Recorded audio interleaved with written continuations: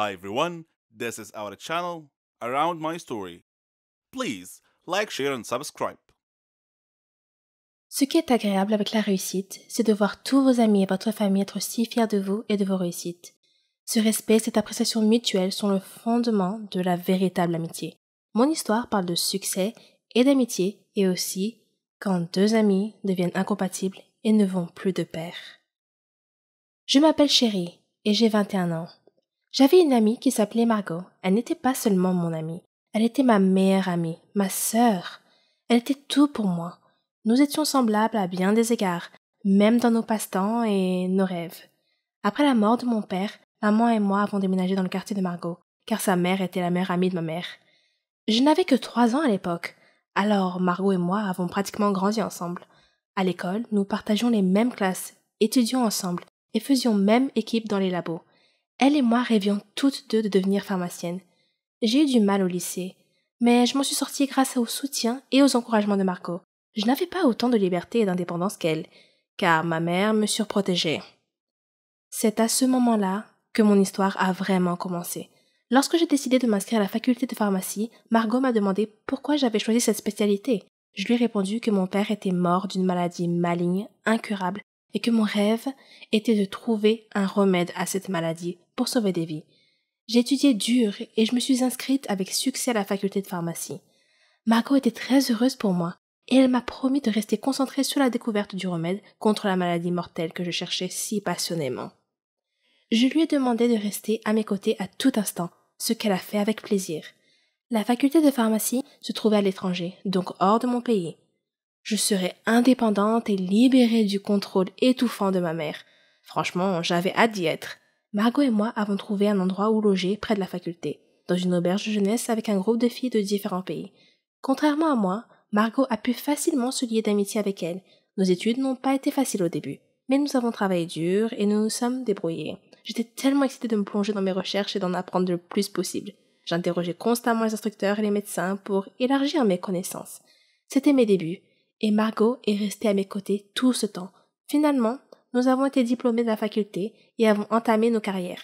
J'ai commencé dans une entreprise pharmaceutique et elle dans une autre. Nous étions maintenant des concurrentes en quelque sorte. Pour préparer mes recherches privées, j'ai loué un appartement près de mon entreprise. Margot a fait de même près de son entreprise.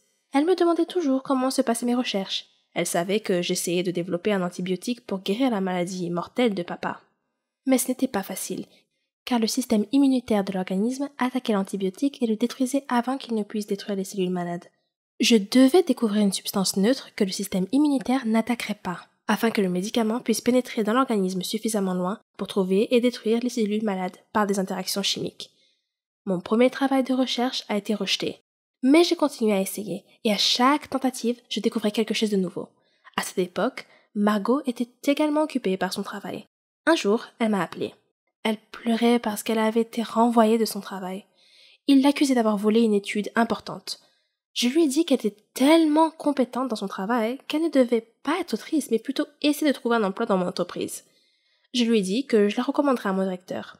Elle m'a serré dans ses bras et m'a beaucoup remercié en disant « Tu es vraiment la meilleure amie du monde, chérie !» Le lendemain, j'ai parlé de Margot à mon directeur et lui ai dit qu'elle cherchait un emploi et qu'elle attendait dehors. Il lui a fait passer un entretien et lui a donné un emploi. J'étais tellement heureuse qu'elle et moi travaillions dans la même entreprise. Margot a continué à me poser des questions sur mes recherches et je lui ai donné des nouvelles de temps en temps. J'hésitais à lui en dire trop, mais après tout, c'était ma meilleure amie. Alors, je l'ai invitée chez moi pour lui parler de mes recherches. Margot n'était pas aussi heureuse que je le pensais d'entendre parler de mes progrès, mais je me suis dit que c'était à cause de son récent licenciement. Mes recherches personnelles prenaient tout mon temps. Elles étaient même plus importantes que mon travail. Un jour, lorsque je me suis présentée au travail, mon responsable m'a dit qu'il n'avait plus besoin de moi et que j'étais licenciée, virée. J'étais choquée et j'ai demandé pourquoi. Il m'a répondu que je passais trop de temps à la maison à faire mes recherches personnelles et trop peu de temps au travail. Il m'a dit qu'il avait envoyé plusieurs lettres à mon domicile me demandant de revenir travailler et que je ne lui avais pas répondu et que je n'étais pas revenue au travail. Il m'a dit que ma colocataire, Margot, avait reçu les lettres en mon nom et avait promis de les remettre. J'étais choquée. Je lui ai dit qu'elle ne m'avait jamais rien dit. De retour à la maison, j'ai confronté Margot et lui ai demandé pourquoi elle ne m'avait pas remis les lettres de mon patron comme elle l'avait promis. Elle s'est excusée et a dit qu'elle avait reçu les lettres, mais qu'elle était si occupée qu'elle les avait mises de côté et oubliées. Je lui ai pardonné, mais j'ai eu l'impression qu'elle n'était pas tout à fait honnête avec moi. J'ai mis l'affaire de côté et lui ai dit que le fait d'être licenciée me permettrait simplement de libérer du temps et d'en consacrer davantage à mes recherches personnelles. Quelques jours plus tard, Margot m'a appelé pour me demander de venir faire la fête avec elle, et je lui ai demandé de quoi il s'agissait. Elle m'a dit qu'elle avait obtenu une promotion et pris ma place au travail, mon ancien emploi. J'étais heureuse pour elle, mais en même temps, je sentais que quelque chose clochait dans cette histoire. Et ce sentiment semblait s'amplifier. Le temps s'est écoulé et mes expériences ont finalement été couronnées de succès. J'avais réussi à trouver le médicament qui pouvait détruire les cellules malades. J'étais aux anges. Papa aurait été si fier de moi. J'ai appelé Margot et lui ai parlé de ma découverte. Elle m'a dit « Oh, chérie, tu as réussi! Tu as découvert le remède! » Je lui ai dit que j'avais l'intention de présenter bientôt mes recherches à une autre société pharmaceutique, une société qui était meilleure que la précédente qui m'avait licenciée. Elle avait l'air heureuse pour moi, mais avait un regard étrange. Je me sentais fatiguée et j'ai souhaité bonne nuit. Elle m'a dit qu'elle allait rester debout un moment, alors je me suis endormie. Quand je me suis réveillée le lendemain matin, j'ai trouvé mon espace de recherche en désordre et mes données de recherche avaient disparu. J'ai réveillé Margot et lui ai dit que quelqu'un avait volé mes recherches la nuit dernière. Elle a dit « Ce n'est pas possible. Qui d'autre que toi et moi était au courant de tes recherches ?» J'ai dit « C'était peut-être mon ancien directeur. Peut-être qu'il avait deviné que j'avais fait une avancée. » Je ne sais pas. J'ai appelé la police pour signaler l'effraction et le vol de mes données de recherche, mais ils n'ont trouvé aucune preuve de l'identité du coupable. Je suis retournée dans mon pays d'origine, déçue et abattue. J'ai trouvé un autre emploi, dans une entreprise proche de chez moi. De nombreux mois s'étaient écoulés. Je n'étais plus en contact avec Margot. Nous avions perdu le contact quelque part en cours de route. Et puis un jour, maman regardait la télévision. Quand elle a soudain vu une émission qui allait parler d'un nouveau médicament qui traiterait et guérirait la maladie maligne de papa. Ils allaient interviewer l'inventeur de ce remède miracle. Je me suis assise, captivée. Je devais la regarder. Quand le journaliste présenta l'invité, c'était Margot. Je ne pouvais pas en croire mes yeux. C'était elle. Elle avait volé mes recherches.